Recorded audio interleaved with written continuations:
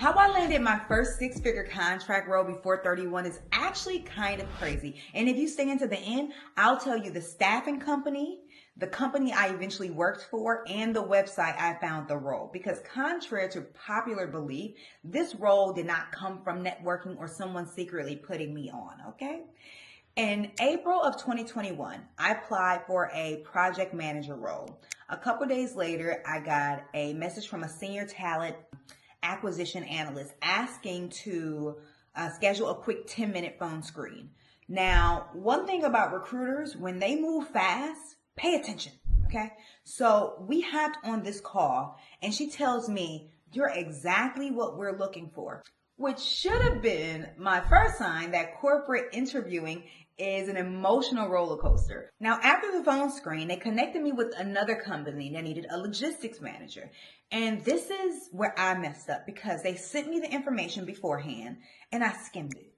Like, I read enough to survive, not enough to deeply understand what they actually needed, which is two very different things. So before the week even ended, I was already interviewing. And somewhere during that interview, I realized I don't fully understand this role. Like, I'm sitting there professionally answering questions while internally thinking, yeah, it's probably not going how I hoped. Because I understand pieces of it, but not enough to confidently position myself as the solution. And interviews exposed that real quick. That role did not move forward with me, okay? And honestly, it shouldn't have. Because now that I'm older, 35, about to be 36 this year, and I have more corporate experience, I understand something I didn't fully understand then. Employers are not just hiring for effort. They are hiring for alignment. Now, fast forward all the way to September 14th. The same recruiter reaches out to me asking me if I'm still interested in a contract opportunity. Why me? We've already built a rapport. She's already know my background, my skills, my grit, and it's the easier choice. Simply put, this time the opportunity was for a project coordinator position. Immediately, I'm like, absolutely. But this time I made sure I could clearly connect my U.S. bank experience, project administration experience, documentation, reporting, operational support. This time I understood the business needs better. And that understanding can change interviews completely because when you actually understand the work, your confidence sounds different. And I crushed that interview. Now, could I tell if I got the role? Absolutely not. You know, interviews are weird. Sometimes everybody's smiling, nodding, and you still get rejected. Other times interviews, they feel dry, awkward, emotionally unavailable, and you still get hired. So you just don't know. But that day, the same day, the recruiter calls me and she's like, casually, "You got the job, girl." I was like,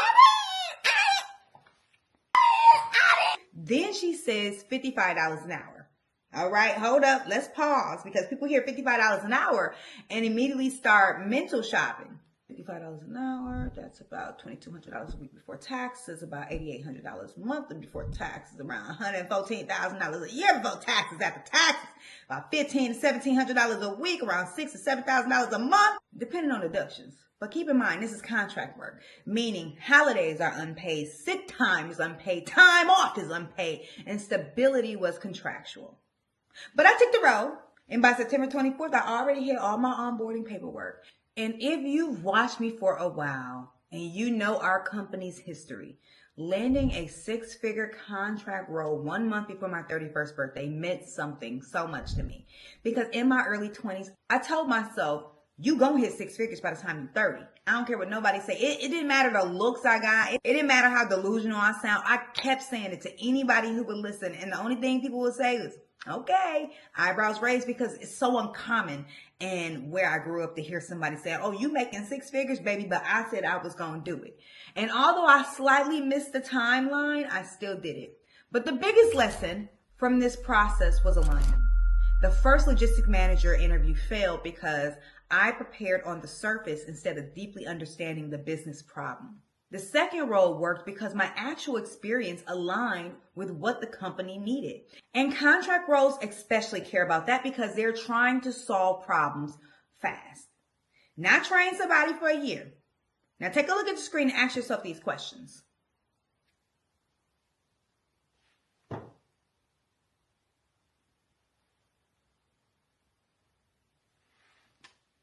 because those are two very different things. That opportunity changed how I viewed myself professionally forever.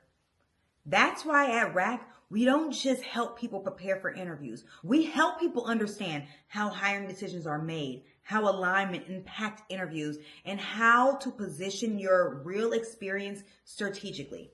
Because sometimes the difference between rejection and an offer is not talent, it's simply alignment. And if you're tired of applying for roles and not understanding why things are not moving, start with the interview diagnostic.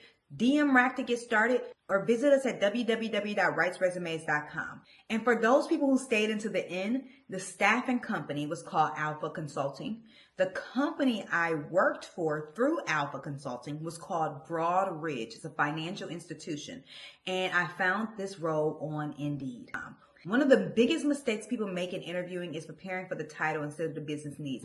And yes, sometimes the salary distracts people from realizing they do not fully understand the role. Connect with us today. It's free.